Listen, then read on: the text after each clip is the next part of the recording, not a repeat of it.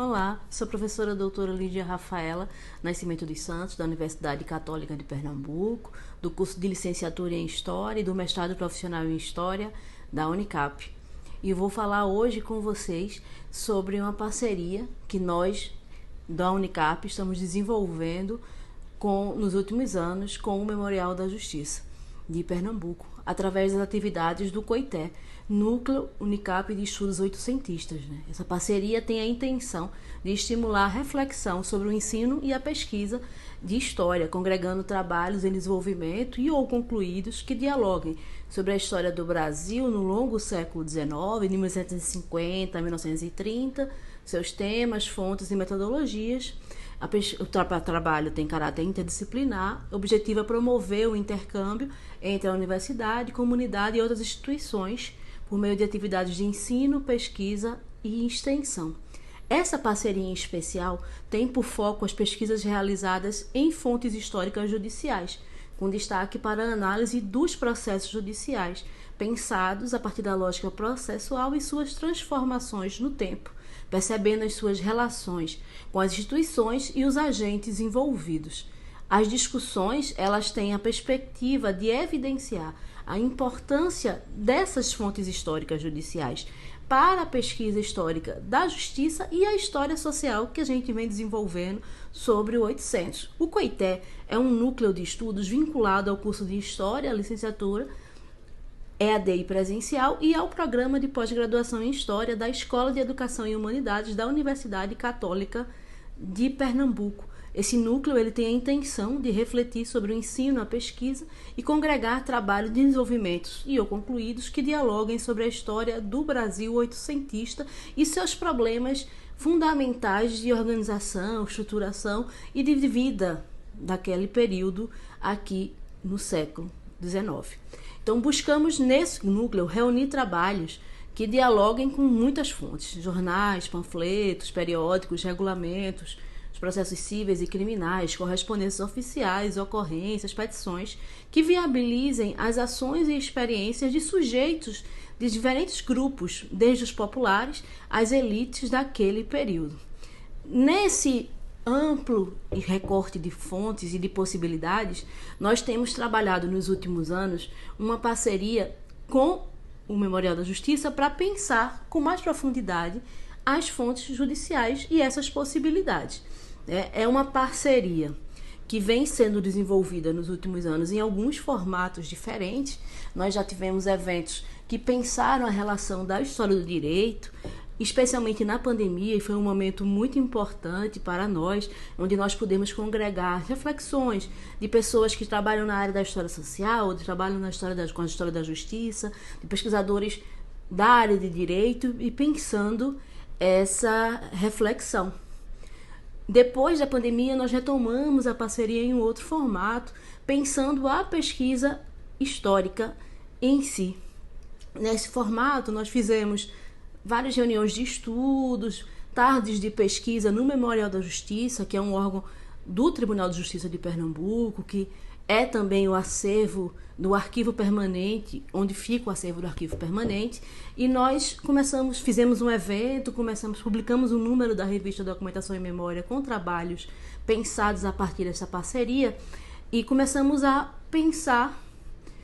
outras possibilidades, e estamos construindo aí sempre em andamento novos eventos para ano que vem, para repensar datas importantes, a partir também das fontes judiciais. E aqui nós vamos apresentar um pouco do que a gente já fez aqui, né? O que é que a gente pensou nesses anos que a gente vem trabalhando e um pouco do que minha equipe de estudantes de iniciação científica e outros estudantes envolvidos no núcleo do COITE. O COITE ele é formado por estudantes da Universidade Católica de Pernambuco, mas também congrega estudantes de outras instituições, vem desenvolvendo nos últimos anos. Nós temos alunos que trabalham com cangaço, escravidão e usos sociais do tempo livre, que é o que eu faço como tema de pesquisa. Então, meus alunos estão buscando os processos judiciais como fonte de pesquisa para pensar como esses casos julgados registrados nesses processos judiciais nos permitem lançar novos olhares sobre a história do Brasil. E nós mais tarde também sobre a história do mundo, né? Afinal, a conexão atlântica ela é muito importante nesse período. E aí o Manuel vai falar depois um pouco melhor sobre como a gente vem desenvolvendo e como ele desenvolveu nos seus últimos PIBICs essa parceria. E a Mônica ela vai falar também sobre como a metodologia de pesquisa em processos judiciais ela precisa ser pensada com características próprias para poder fazer dessa fonte um bom registro que nos possibilite repensar a história do Brasil. Sou Mônica Pádua, historiadora do Memorial da Justiça do Tribunal de Justiça de Pernambuco, doutora em História e mestre em Ciência da Informação.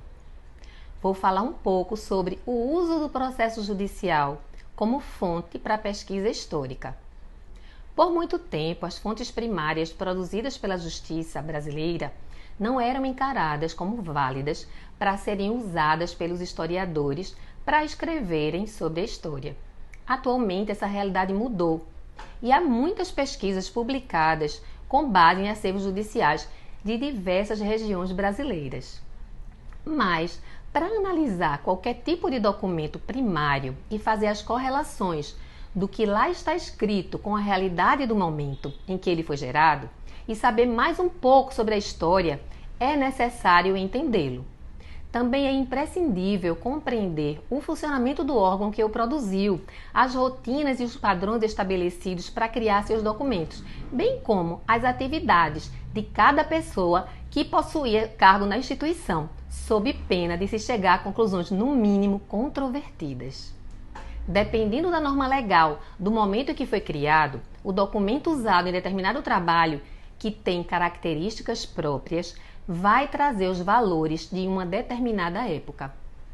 Mas é bom esclarecer que os discursos que aparecem nos documentos também estão impregnados de exigências estabelecidas por certos grupos da sociedade, que controlavam o sistema político e social. Para compreender um pouco sobre o processo judicial, tipo de documento usado neste trabalho,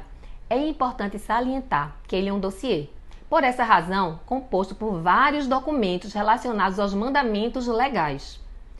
Ele passa a existir para cumprir com a função de apresentar uma decisão sobre determinada demanda, acionada por um cidadão interessado que se encaminhou à justiça por não ter conseguido solucionar um problema específico por outros meios. Para a história, esse documento composto é rico em informações, porque apresenta diferentes visões sobre um determinado caso ou fato, por trazer em seu conteúdo os motivos do autor para ingressar em juízo, a defesa do réu e muitas vezes relatos de testemunhas, pessoas relativamente desinteressadas na demanda, que observaram o ocorrido e tiveram registrados no documento os seus discursos.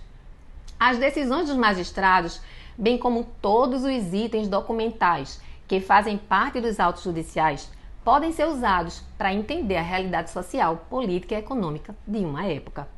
A partir do momento que se conhece o funcionamento dos órgãos competentes para executar o controle social por meio da análise dos processos judiciais, da lei e das normas locais usadas nesses documentos pelos sujeitos de direito, é possível identificar na prática discursiva padrões de comportamento e julgamentos que servirão para entender melhor o contexto social e político de uma determinada sociedade. A década de 1820 foi palco de significativos acontecimentos no Brasil. Para a justiça pernambucana não foi diferente. Em 1821, foi criada a Relação de Pernambuco, instalada no ano seguinte, mesmo ano da independência do país. Em seguida, em 1824, foi outorgada a primeira Constituição brasileira, que trouxe mudanças na estrutura da justiça que foram regulamentadas durante os anos seguintes. Nesse contexto, ao mesmo tempo que aconteciam revoltas como a Confederação do Equador,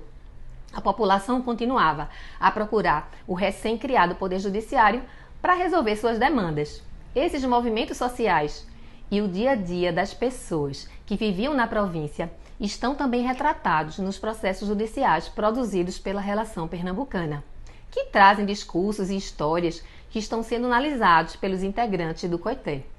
Vamos mostrar algumas delas logo a seguir. Olá pessoal, me chamo Manuel Pereira, sou estudante do curso de História da Universidade Católica de Pernambuco, estou no 6º período e por meio da parceria entre o COITE, que é o Núcleo de Estudo Oitocentista da Universidade Católica, e o Memorial de Justiça do TJPE, foi possível nos debruçarmos sobre os processos judiciais oitocentistas, que se constituem como janelas para o passado, que juntamente com outras fontes a gente tem a possibilidade de reconstruir o passado de sujeitos variados. Primeiramente, eu adentrei nesse universo com um projeto de iniciação científica orientado pela professora doutora Lídia Rafaela sobre festas e divertimentos no processos judiciais. E, posteriormente, eu também participei e participo da parceria entre o COITE e o Memorial da Justiça do TJPE, em que a gente teve reuniões e teve o primeiro encontro de História e Justiça, que foi possível aprofundar as análises anteriormente feitas. Entre os achados nos processos judiciais, foi possível encontrar processos envolvendo práticas, lugares e sujeitos envoltos nas festas e divertimentos na província de Pernambuco durante o século XIX, como, por exemplo, querelas envolvendo atores e atrizes que eram contratados do Teatro Santa Isabel, também membros da elite festejando na cidade e também nos arrabaus da cidade do Recife,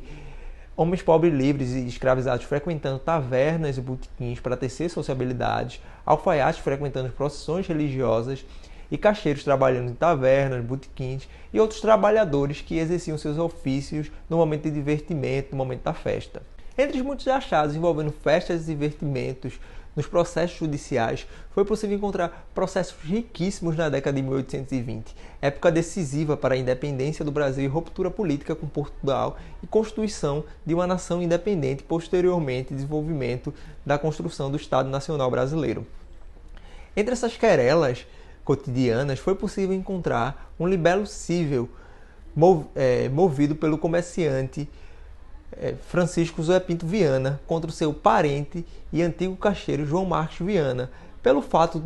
do Francisco José ter se ausentado da província de Pernambuco pelas confusões políticas, segundo ele,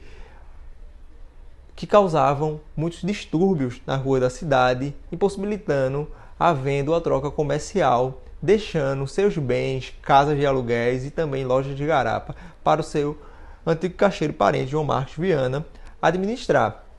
Nesse processo não vemos só uma querela familiar, mas vemos também as relações entre caixeiros e patrões. Por exemplo, o João Marques, durante o processo, ele move uma ação contra o Francisco José para ele lhe pagar os salários não pagos enquanto ele foi caixeiro dele em 1819, e também o cotidiano da cidade, como as testemunhas que eram também comerciantes e falaram das confusões, dos movimentos políticos que cercavam o cotidiano da cidade do Recife.